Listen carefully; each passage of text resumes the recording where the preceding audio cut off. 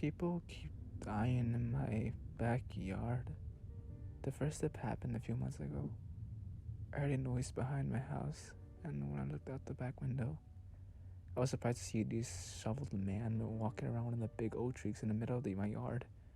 He looked rather dazed and was half shouting something to himself, foolishly. I rushed aside to see if he was okay. I'll find it. I'll find it. I'll find it. He kept rambling over and over. He glanced at me with eyes that didn't seem to see me.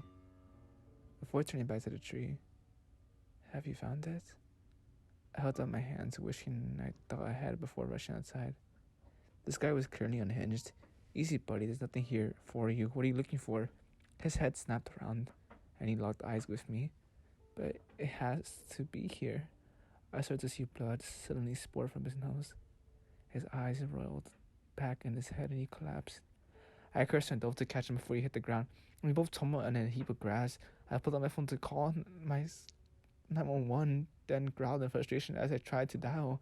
For some reason, I had no signal, and my call immediately dropped. I tried again when my call hung up without even ringing. I put my phone back in my pocket and checked the man's pulse. There was nothing. I hesitated for a moment, then decided to drag him into my front lawn before maybe I could catch someone's attention and get help. He was fairly light, but it still took a several frantic moments to have carrying and have drag him to get there. As soon as I popped him down on the lawn, I checked his pulse again, and I started CPR. A car soon drove by, and the driver saw my frantic struggles and tried to help out. His phone didn't work either, so he drove up to the road until he got enough service to call 911, then raced back to join me and try to help the man. Soon an ambulance was peeling into my driveway, lights and sirens wailing, but they were far too late. I thought the man had been dead at the moment he collapsed. I told my story to the police when they arrived, and I eventually heard from the coroner that they thought the cause of death was some sort of brain aneurysm, possibly drug-induced. I decided to visit the man's funeral and was sad to see the few family members and even fewer friends there. I wondered what had him put on that path eventually let him die on my lawn. The next several months were quiet. I was actually out of town when the second person died. I returned from my trip to find police tape outside of my home and a full team of detectives investigating my house. They peppered me with a barrage of questions, and I was just as confused as they were. I never did learn the identity of that victim, but they apparently had also died in my backyard. The police were convinced I was dealing with drugs or something that was killing folks, but they didn't find anything. After days of searching and investigating, they finally decided to let me be. After that, I decided to put a lock on my gate to prevent anyone else from getting to the yard. I thought that would be the end of it, or whatever this was. I also changed my cell phone provider as I really didn't want to be in any other situation where I couldn't make a call. The next person died 2 weeks later.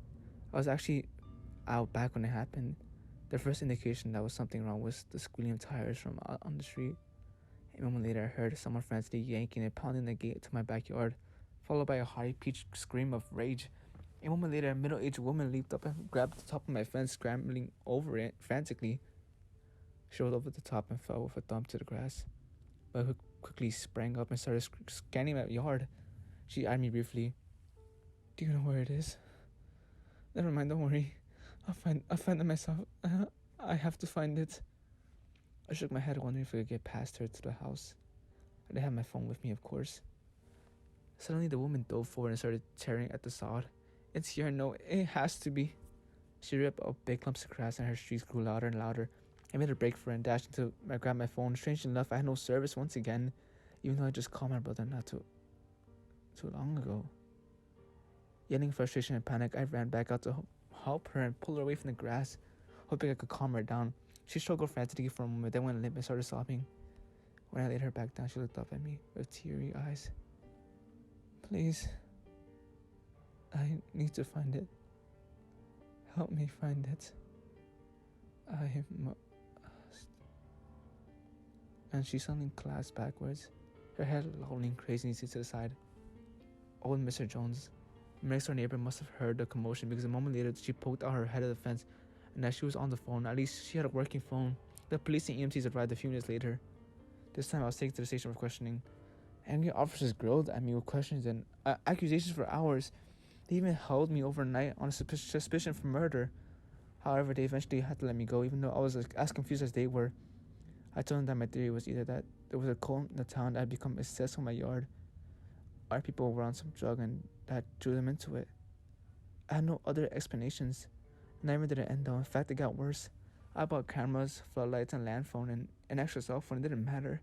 They would all work fine until someone crazy would end up in my yard. And it was like I was cut off from the rest of the world. And the camera footage would short out. My landline would go dead if someone else showed up at night. Even the door lights outside wouldn't work. People started showing up every week, and then every few days. I put razor wires across my fence. At one poor fella sliced himself terribly just to try to get in. One old cowboy ran his pickup straight through my fence, then hopped out of his car and began digging up a flower bed frantically. He actually talked with me for a moment or two before suddenly collapsing, but I didn't get much more than that. He was looking for something. He thought he knew where it was. I spent all my savings, rebuilt the fence with a reinforced concrete wall with double strands of razor wire on top. The city started sending me zoning violations and letters, but I didn't care.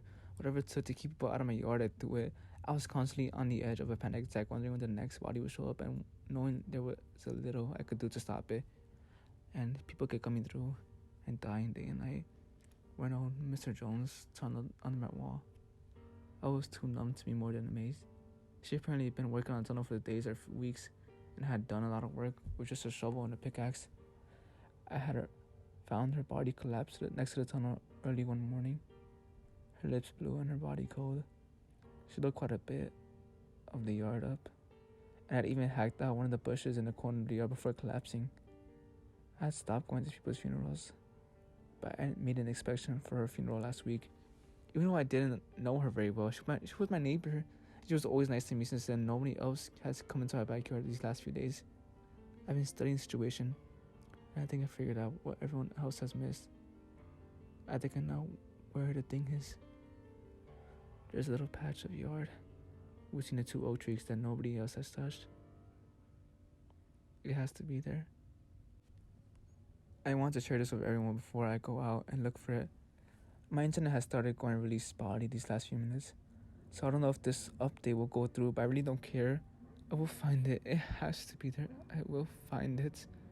They just didn't know where to look. I will find it. I will find it.